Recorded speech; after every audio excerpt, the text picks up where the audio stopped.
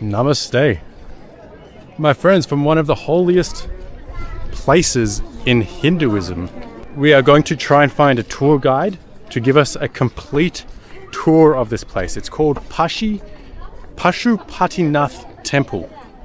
It's just down here somewhere. So we are going to go there, buy a ticket, and hopefully find a guide who can teach us some stuff. Namaste. I want to get one ticket, please. How much does it cost?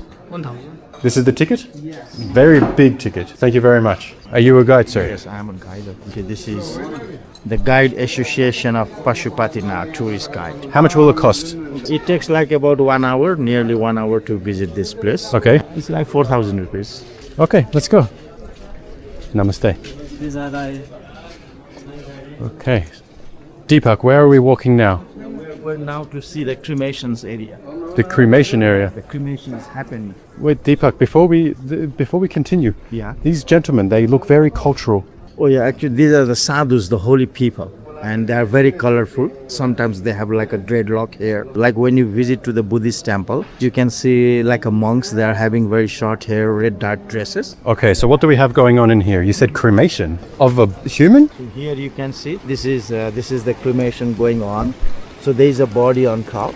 There's a body inside there? Yeah, definitely. And the second one, they are preparing for the new body to be cremated. Why do they choose to do it here? So let's explain you from the beginning, okay? So, you know, in Kathmandu Valley, this is not only the place where we do the cremations, but this place considered to be very holy, very sacred. And there is also the reason why most of the Hindu people, they prefer to come and cremate it here.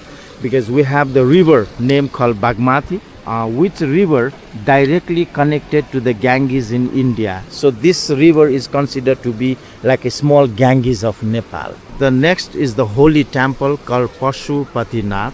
Unfortunately, that temple is the entrance for only the Hindu people. That is here somewhere? Yeah, that's over there with the golden roof. With the golden pinnacle, yeah. That is one of the most religious temple for the Hindu people that once in a life they would like to come and visit here. Approximately in one day, we can find nearly like 30 people are cremated per day. So how long does it take one? It takes nearly like 3 hours to complete the whole process, and then everything they washed into the river. But why the Hindus people are cremating during the night as well? There's two reasons. One reason, it is connected to the natural process. That means people born and die any time of the day, any time of the night. Right. And the second reason is that when Hindu people die, as quickly as possible, we bring the body here to do the cremations. The bodies here getting cremated, they have passed away recently, very recently. Yes, yeah. Because in Hindu religion, when we lost our family members, we have 13 days of ceremony.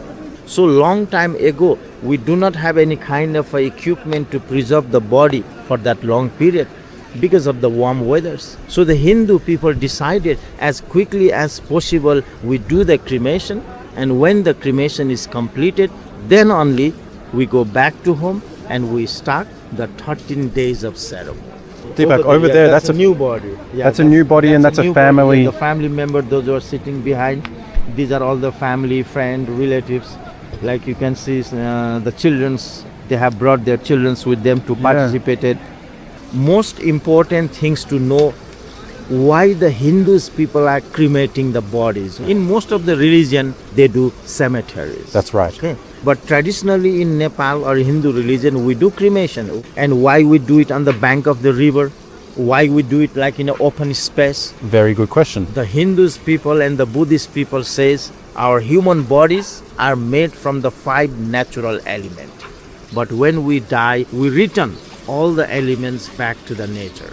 Before we do that, one question. Why do they circle the body? What does this mean? So in Hindu, we have like a 3 main god of a Hindu, that is Brahma, Vishnu and the Shiva. So we need to walk around 3 times representative as a wheel of life.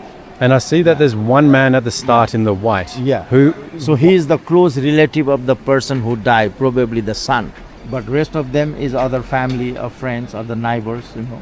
Okay, let's go back to it. We got the fire, each element. So there is a fire That's why we need to do the cremations. And we do the cremations like in open air. You see the wind is blowing and coming naturally in their own way. Yes. And we are cremating the bodies like in an open space, you see, like in an open space, Yeah. where the soul, the air, the spirit are freely moving to the space. But what we do after finishing the cremation, the remaining piece of the body, I mean the flesh of the human body, we need to take out from the cremation, and we wrapped in a white cloth, and we go down to the Bagmati river, we dig the sand and we put under the water. That means a small part of our body, it goes back to the earth in the ground. Finally, we take the bucket of waters and we clean everything, and the water falls down to the river and it goes natural. This is the concept of the Hindu religion, why we are cremating. I am getting a lot of smoke Yes. on the face. Approximately 90% of the Hindu people are cremated in this way. But we do have the cemeteries, and that's only for the children, those who are less than 4 or 5 years of old. And even the sadhus, the holy people, who is wearing the red, orange, yellow dresses. So the sadhus and the children, when they die, they are not cremated, they are cemeteries in the ground. Why? And the reason is that first we need to know why we are cremating. I already told you. To return back to nature. return the 5 elements back to the nature. Yes. But there is one another reason also.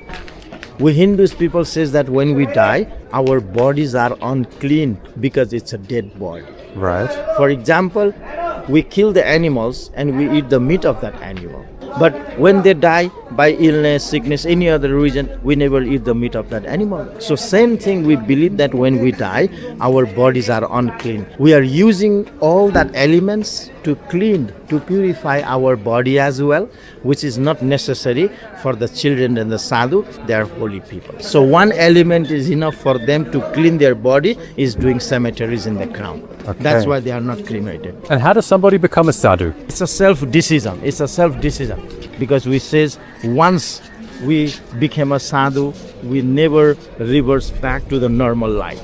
And at what age might this happen? 18, 20. 18 or 20 or so? That's the legal age where they can decide by themselves. And then what would a sadhu do for his entire life? Meditate or? Yeah, they do yoga, meditation, traveling the holy places in different places of India, different places of India, Nepal, and as well as there, like a guru or the teachers, they're teaching some people good karmas, good things. Right. Yeah, you see this new body over here. Probably going to where we saw Yeah. the wood preparation Yes, already. Yeah, here. We can hear the sound of the bones, you see? Yeah, the trumpet. We Hindus people blow the cones while we bring the body from the hospital, from home to the place where we do the cremation. Because we believe that if there is a dead body, some evil spirits are wandering around that area to come and attack the dead body. So the trumpet blows them away. Yes, so we can see that white building over here. On the corner, yeah? On the corner, that's called the hospice, is a waiting for die. So when the people are very ill, very sick, first they go to the hospital for the treatment.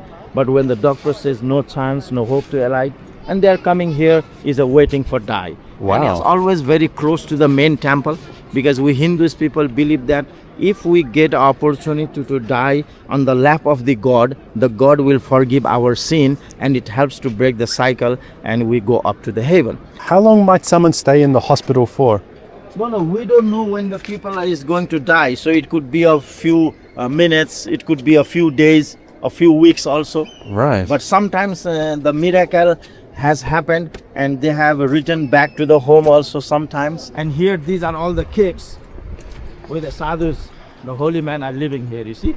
They live inside these little homes. Yeah, so these 2 windows are more on the right corner. So these are all the underground caves where the Hindus, sadhus, they are living. So Hindus people, we believe in a reincarnations, that we are coming back again and again. But we don't like to come back, because reincarnation means we are coming back again in the same world for suffering.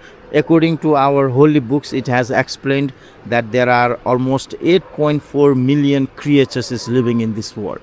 So there is only 2 options after the death of a Hindu people, according to the belief. Either we break the cycle, the chain, or wheel of life, we achieve the enlightenment. I see. And the second way is we are coming back again in the same world. No, only 2 way where we go. Enlightened or come back? Enlightenment or coming back to this world. But we do not come directly as a human, because getting a chance to be a human it's a chance to break the cycle and go to the heaven. So to come in a human, we have to pass 8.4 million times, not only the times, the life. Wow. 8.4 million life of a creatures.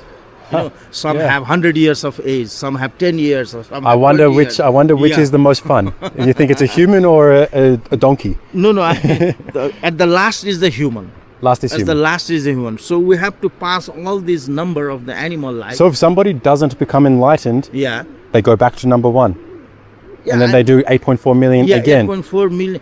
That is, this is just, I'm not saying the 8.4 million years. That's I know. life. Lives. Some is 1 Yeah. hour. 1 hour. Maybe some one is insect is a yeah. very small life. Elephant, 100 years. Yeah. So yeah. you can count how many millions years we have to pass to come in a human. So you're saying you and me, yeah. we have already been. Yeah, we have already elephants, been, we have already been. already been monkey, cow, dog, whatever. I wish I living remembered. creatures, yeah, and then only we get a chance to be the human. So this is our opportunity to break the chain through the human life. Only human can only reach to the enlightenment, no any other living. And what happens if we choose not to? Like you and I, we choose not to do sadhu. We choose not to be oh enlightened. yes, that Does this mean we go to yeah. back to number one? Of No.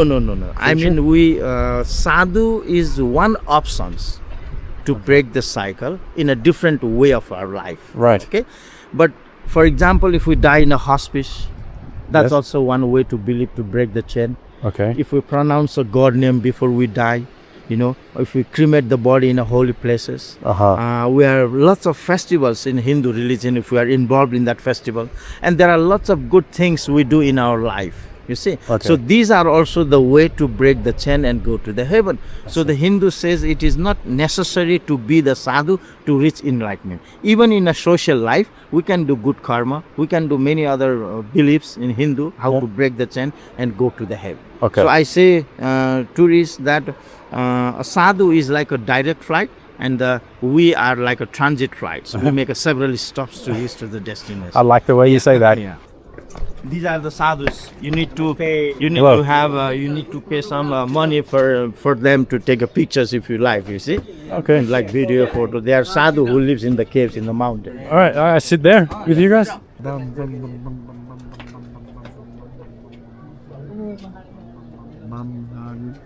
Om Shanti. Thank you very much. I have a question. Yes. These gentlemen, the sadhus, yes. it feels inauthentic. It Yeah. feels like they're trying to just make money. No, that is only one way to survive. How they get money from the people. They see. don't work. You know, they just get work from the people. I see. Because like we are social people, so we work, we earn money, we travel, But because they do not, they need- do not work, they don't have job, no nothing. That's only one way how to survive their life is by Yeah, getting yeah, tourists getting a photo or something. yes. I see. Okay. Have we seen everything? Yes. Amazing. You did a very good job, Deepak. Deepak, you were always working here. You always I work here in this place. you were always a guide. Yes. How did you start learning about this?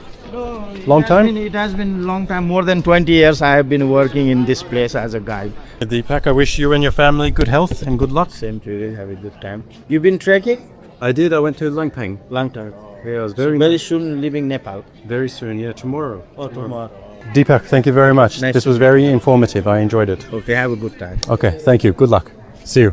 That was an interesting tour. I learned a lot about Hinduism. That's it for this. I hope you enjoyed this little history tour with Deepak. He was a smart man. He knew a lot.